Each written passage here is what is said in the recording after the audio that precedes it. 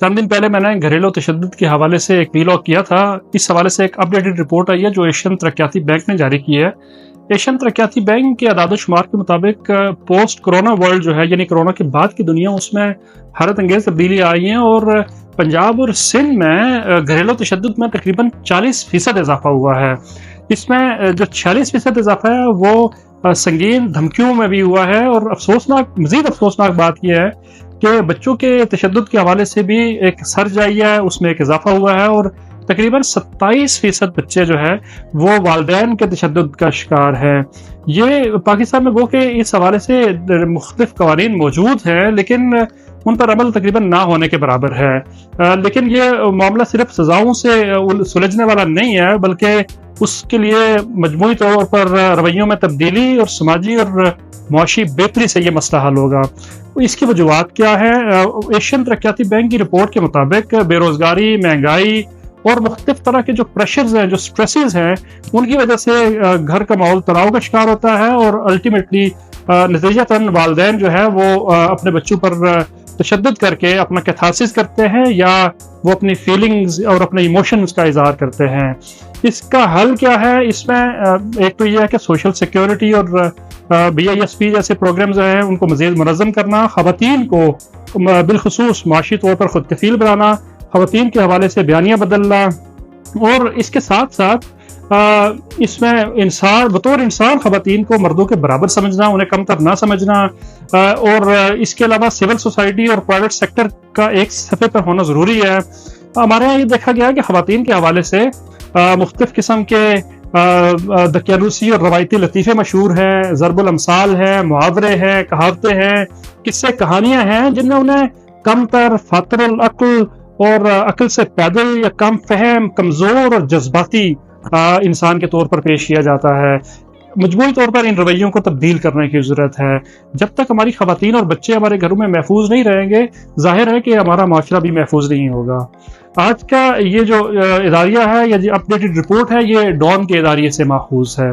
اس کے بعد ہم آتے ہیں دوسری طرف، اور یہ اداریہ میں نے لیا ہے دی گارڈین سے، جو ایک بہت ہی امپورٹنٹ مسئلے یعنی گلوبلائزیشن کے حوالے سے ہے. گارڈین کے اداریے کے مطابق گلوبلائزیشن آج بہت ہی زیادہ سنگین خطرات سے دوچار ہے.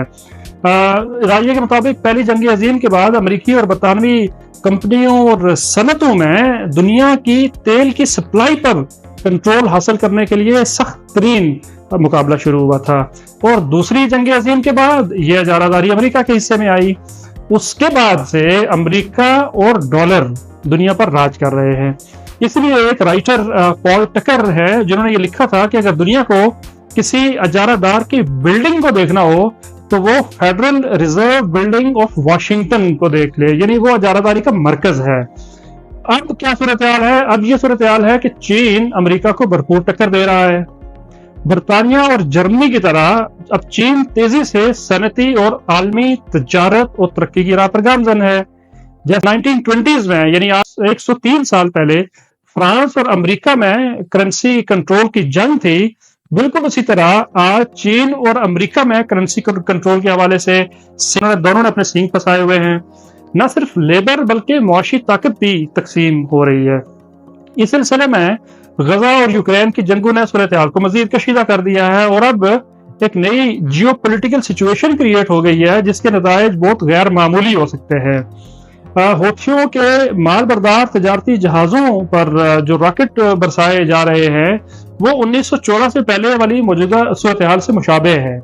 موجودہ دنیا کا عالمی تجارتی نظام ڈالر پر انحصار کرتا ہے، جیسے 1914 سے پہلے یہ انحصار پاؤنڈز پر تھا. اب امریکی کمپنیاں اور کاروبار تو اس سے مستفید ہو رہے ہیں کیونکہ ان کو تو ان کی گورنمنٹ گارنٹیاں دیتی ہے، لیکن اگر یہ گارنٹیاں نہیں دی جاتی تو ظاہر ہے کہ امریکی ڈالر اور امریکی لیڈرشپ دونوں ہی تباہی کا شکار ہوں گے.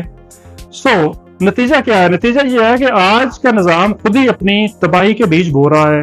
امریکی ڈالر اور تجارتی نظام دنیا میں عدم مساوات کا ذمہ دار ہے. اس سے امیر اور غریب ملکوں میں فرق بڑھ رہا ہے، اس سے تجارتی دشمنیاں پیدا ہو رہی ہیں، پھر عام آدمی کی زندگی بھی اس سے متاثر ہو رہی ہے، اور یہ جو تجارتی دشمنیاں ہیں ان کی وجہ سے یہ ٹریڈ وار جو ہے یہ علاقائی جنگوں کی صورتحال بھی اختیار کر جاتی ہے.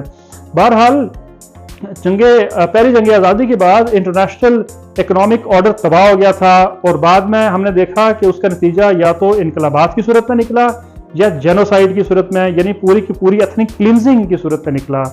اب دیکھنا یہ ہے کہ موجودہ دنیا جو ہے وہ گلوبلائزیشن کو کتنا عرصہ مزید سہتی ہے، برقرار رکھتی ہے، اور یہ یونیپولر دنیا کب بائی پولر یا ٹرائی پولر دنیا میں تبدیل ہوتی ہے، یہ ایک بڑا سوال ہے۔